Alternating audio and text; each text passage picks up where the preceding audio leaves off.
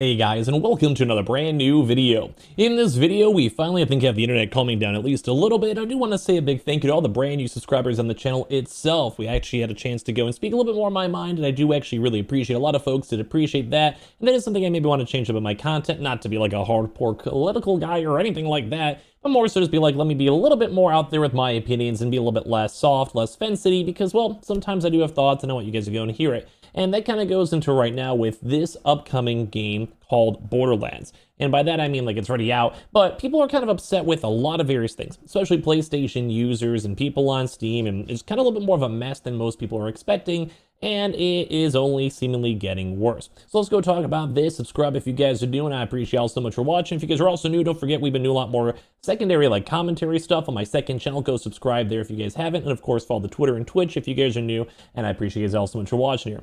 So if you guys have missed it, Borderlands 4 is now officially out. Like, the game itself actually like seemed okay-ish. Like, I can put the trailer up here in the background as we're kind of sitting here and yapping. But like, so we got a lot of things to talk about. Number one, for the game, there's been some issues, boys. Like, there's been some struggles. Right now on Steam, it's actually more on a negative rating. And of course it stinks because people who have enjoyed the Borderlands series have mostly enjoyed the game. Like, people give it like a thumbs up. They're saying it's an improvement on 3. The graphics are better. It's a little bit more back to the point where you can like farm bosses, and it's like a more of a homage towards older Borderlands games. But one big thing out there is the cockiness and of course the performance issues, which both on PlayStation, on the PC, and of course even the PS5 Pro. Because people right now are upset that the game itself has basically horrible console support and as well no PlayStation 5 Pro version. Now, it's not an obligation or 100% requirement, especially because it's not actually a PlayStation Studios game, like they have their own studio itself.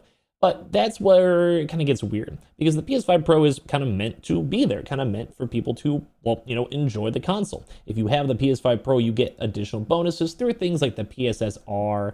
You get other various ray tracing benefits. Like, sure, there's a lot of cool stuff out there. But right now, there's nothing special for PS5 Pro users, and people are upset about it. Right now, like you guys can even see, it's mixed. This is on Steam, though. Saying it runs like absolute garbage. Cannot recommend this game until they fix these performance issues. And like, this is like the number one, at least on PC end. Saying the gameplay is fun, but there's crashing, there's issues, there's frame issues, and even on a good PC.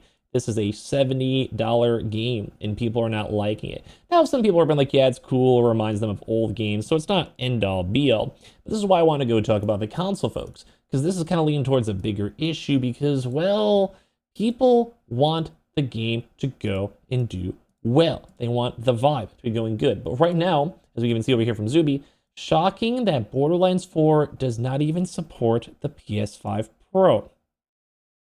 That is a little bit crazy. And even people are like, how is it even possible? And the first response was just, I'm not sure. And they even said, Sony even said every game going forward has to support the PS5 Pro. I'm sure they did. And that led to other various games, such as Chronos right now. And this is where people are kind of calling out and like, yo, so what is the point of me having my PS5 Pro? Which, I mean, it still does have benefits. It will run better CPU, GPU, like it's overall a better console. But people want to have that PSSR support. Better ray tracing, better animations, better loading times, less load on the console, and an overall better experience. Now, regardless, it will be slightly better because it is a better hardware. It's like an iPhone 15 to 16. Like, it's still a little bit better, but it's negligible. People saying, yeah, I'm scratching my head with some of these recent releases first. It was Chronos from Bloober Team, and now this without this PS5 Pro support. I thought Sony mandated Pro support since last year to release content on the PlayStation Store. Is there some kind of workaround for it? And, this kind of thing goes back to, I think, the Xbox issue. Xbox Series X and S, where Xbox was requiring people to also make sure the Xbox Series S had proper support. Now, that's slightly different because that was lower specs, so which means that you'd have to downgrade it and kind of almost try to be the optimization god. So I can see why that's more of a bigger issue, because Xbox kind of dropped the ball. They weren't really helping people. They weren't reaching out to companies like, say, like Black Myth Wukong and say, Baldur's Gate. So all of these games got delayed even farther because, well, they just never helped. They never did anything with it. And more so, like as I mentioned, downscaling, optimizing even further for older technology is a lot harder than just putting it on something better. Like that's just, I think most people would agree, and I think anyone who's developed stuff would also probably agree on that one.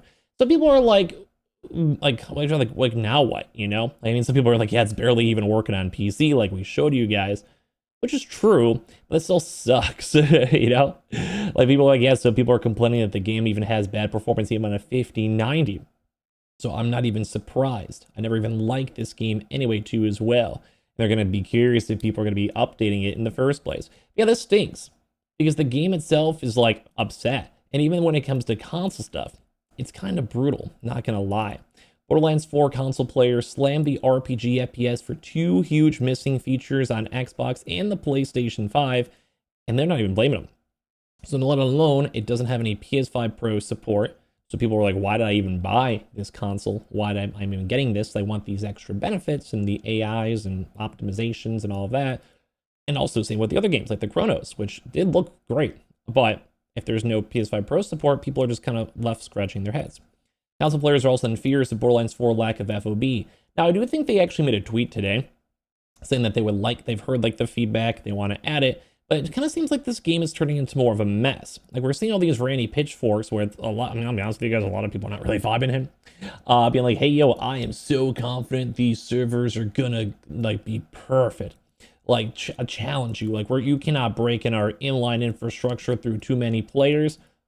But it kind of seems like that's more of like a desperate bait to have more people play the game. Like, oh, you guys can all play the game all at one time. And then we see games like, you know, Silksong that just completely destroy everything on PlayStation, on Netstore, and Steam, on Nintendo. So it's kind of just almost seems like more of a delusional. And a lot of people are like, yeah, man, Randy Pitchford sucks. Like people are critiquing the guy and saying he's just like a delusional boomer that doesn't know anything about video games and he's just stupid. Because yeah, it's bad reviews. There's no PS5 Pro support. People are complaining that all these games have had issues too as well. And I mean, on top of it, so people are just rough. So number one, there was also a slightly earlier launch on PC. I think had early access for press, although I've been a little bit out still on my break. I'm almost done with that. By the way, we will be taking a break sometime soon. But like people are like had these issues that were even expecting this on PC. And the console players had to go wait for the proper September 12th release date. Hopefully they have a better time, and it does seem like they are at least somewhat more stable compared to the Steam version, but still people are upset too as well. I don't know, it's a little on the stranger side too. So basically they had no FOV, and for some odd reason, like they were having, like he had like this weird thing, saying there's like some dreams I have where the FOV setting might affect fairness. Like this guy is like, I don't know what he's on, but like I wish I was on it. And they're saying like, you know, people have motion sickness. They're getting sick from playing the game. And they have like these weird FOV settings where it just doesn't feel weird. I've almost never had a game, especially like more of this multiplayer, yeah. But this is like friend slot multiplayer fun, not like competitive like in a Tarkov or Apex or, you know, Valorant, whatever. So this is weird that they're even trying to go and control the FOV too as well.